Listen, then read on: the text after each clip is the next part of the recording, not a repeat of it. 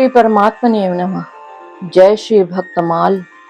मैं शैलजा अपने चैनल पर आप सबका हार्दिक स्वागत करती हूँ। आशा करती हूँ आप सब स्वस्थ एवं प्रसन्न होंगे। आज हम भगवान के 24 अवतारों की कथा में श्री बुद्ध अवतार की कथा का श्रवण करेंगे।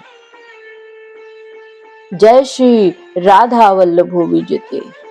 जय श्री हरि। जय श्री परमात्मने नमः। जय श्री भक्तमाल। तो कथा शुरू करते हैं श्री बुद्ध अवतार की कथा।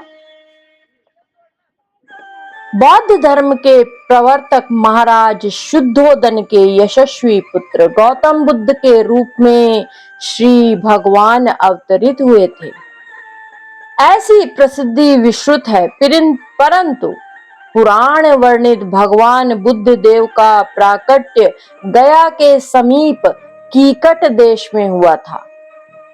उनके पुण्यात्मा पिता का नाम अजन बताया गया है। यह प्रसंग पुराण वर्णित बुद्धावतार का ही है। दैत्यों की शक्ति बढ़ गई थी, उनके सम्मुख देवता टिक नहीं सके। दैत्यों के भय से प्राण लेकर भागे। दैत्यों ने देव धाम स्वर्ग पर अधिकार कर लिया। वे दैत्य स्वच्छंद होकर देवताओं के वैभव का उपभोग करने लगे, किंतु उन्हें प्रायः चिंता बनी रहती थी कि पता नहीं कब देवगण समर्थ होकर पुनः स्वर्ग छीन ले। सुस्थिर साम्राज्य की कामना से दैत्यों ने सुराधिप इंद्र का पता लगाया और उनसे पूछा, हमारा अखंड साम्राज्य स्थिर रहे इसका उपाय बताइए। देवाधिप इंद्र ने शुद्ध भाव से उत्तर दिया, सुस्थिर शासन के लिए यज्ञ एवं वेद विहित आचरण आवश्यक है। अब दैत्यों ने वैदिक आचरण एवं महायज्ञ का अनुष्ठान प्रारंभ किया। फलतः उनकी शक्ति उत्तरोत्तर बढ़ने लगी। स्वभाव से ही उद्दंड और निरंकुश दैत्यों का उपद्रव बढ़ने लगा। जगत में आसुर भाव का प्रसार होने लगा। असहाय और निरुपाय दुखी देवगण जगतपति श्री विष्णु जी के पास गए, उनसे करुण प्रार्थना की। श्री भगवान ने उन्हें आश्वासन दिया। श्री भगवान ने बुद्ध का रूप धारण किया। उनके हाथ में मार्जनी थी और वे मार्ग को बुहारते हुए उस पर चरण रखते थे।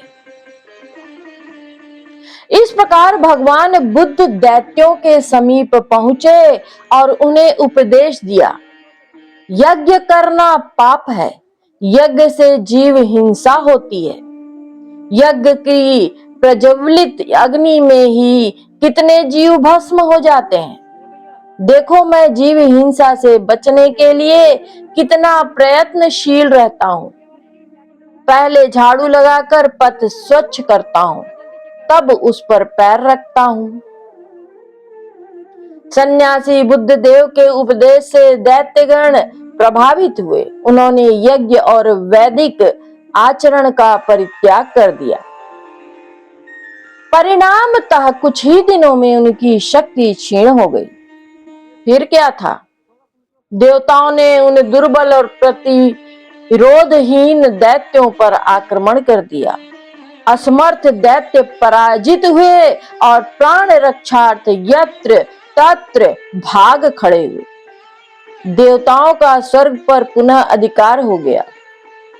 इस प्रकार सन्यासी के वेश में भगवान बुद्ध ने त्रैलोक्य का मंगल किया। कलयुग में बौद्ध धर्म के प्रवर्तक के रूप में गौतम बुद्ध ने जन्म लिया। श्री बुद्ध जी का बचपन का नाम सिद्धार्थ था। वे स्वभाव से बड़े दयावान थे। किसी का किंचित मात्र भी दुख देख लेते तो विकल हो जाते। यही कारण है कि उनके पिता राजा शुद्धोदन की ओर से राज्य में ऐसी व्यवस्था थी कि कोई दुखमय प्रसंग इनके दृष्टि पथ में ना आए। परंतु यह सब होने पर भी दैव योग से एक दिन सहसा एक रुग्ण पुरुष को कुछ ही दिन बाद एक अत्यंत वृद्ध पुरुष को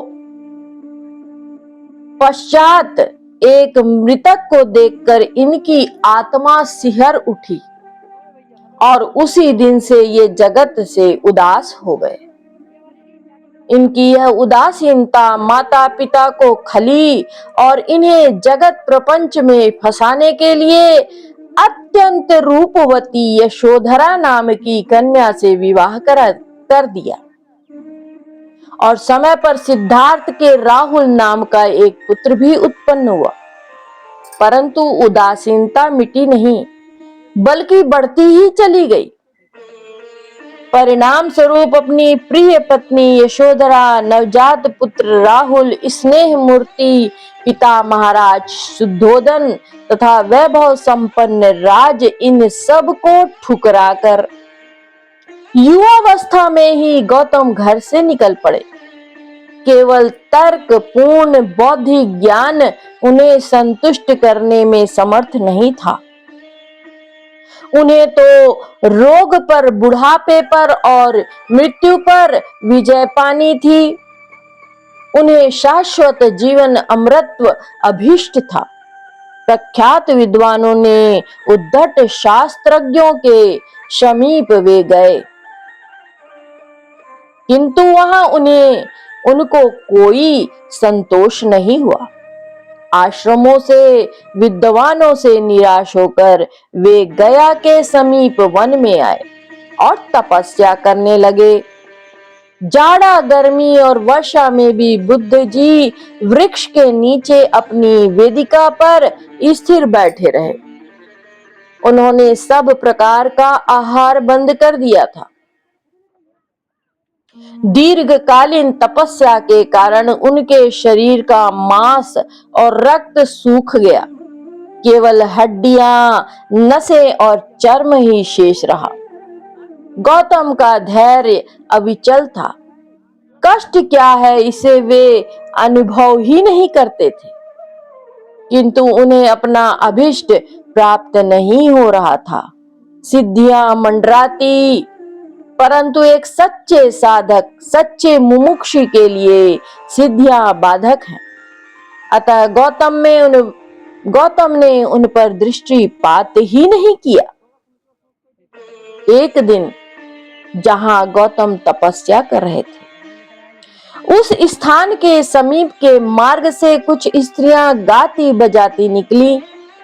वे जब गौतम की तपोभूमि के पास पहुंची तब वे एक गीत गा रही थी, जिसका आशय था, सितार के तारों को ढीला मत छोड़ो, नहीं तो वे बेसुरे हो जाएंगे। परंतु उन्हें इतना खींचो भी मत कि वे टूट जाएं। गौतम के कानों में वह संगीत ध्वनि पड़ी। उनकी प्रज्ञा में सहसा प्रकाश आ गया। साधना के लिए केवल कठिन तपस्या ही उपयुक्त नहीं है, संयमित भोजन, नियमित निद्रादि व्यवहार भी आवश्यक है। इस प्रकार सम्यक बोध प्राप्त कर लेने पर गौतम का नाम गौतम बुद्ध पड़ा। तत्व ज्ञान होने के बाद भगवान बुद्ध वाराणसी चले आए और अपना सर्वप्रथम उपदेश उन्होंने सारनाथ में दिया।